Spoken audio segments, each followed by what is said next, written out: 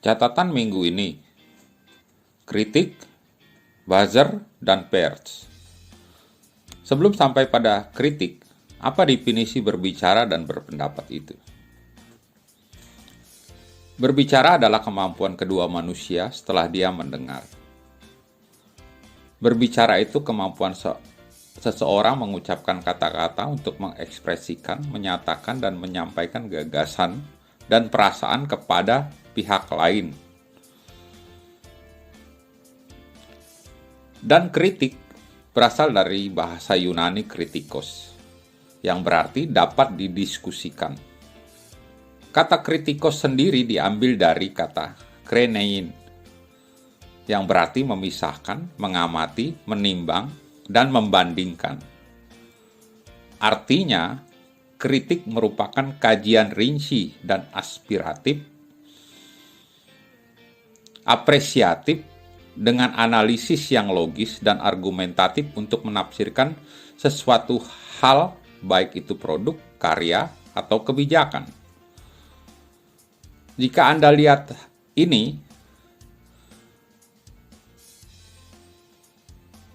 apakah ini kategori kritik? Apa bedanya kritikus atau pengamat dengan buzzer jika hanya asbun kan? Dan jika kritik tidak direspon, apa Anda akan ngambek, bahkan mengamuk? Memangnya ada pengkritik pemerintah itu dipenjara jika tidak melanggar hukum? Bisa Anda sebutkan orangnya? Poin kedua dan ketiga, yaitu buzzer dan pers. Apa itu buzzer? Siapa itu buzzer?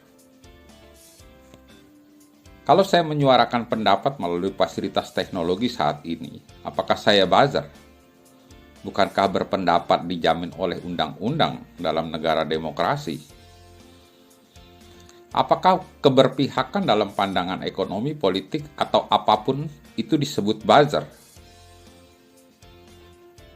Jika saya pendukung FC Liverpool dan Anda pendukung FC Barcelona, selanjutnya Anda akan mengatakan saya buzzer karena selalu membela FC Liverpool.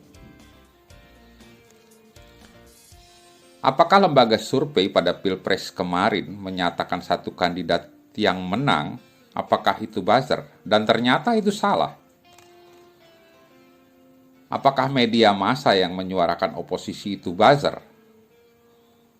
Dan narasumber di media itu dibayar. Terus dikatakan buzzer atau influencer gitu.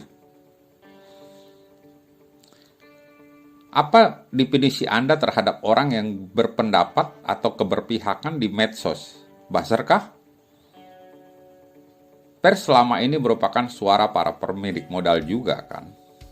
Keberpihakan pers selama ini apakah disebut buzzer?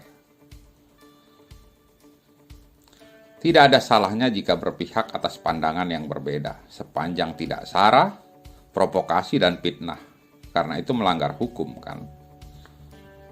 Dan siapa itu buzzer? Bagaimana menertibkan buzzer itu? Apakah membungkam suara di media sosial itu berarti membungkam demokrasi juga kan? Dan bukankah masyarakat demokratis itu memang cerewet? Apakah ini kritik atau fitnah?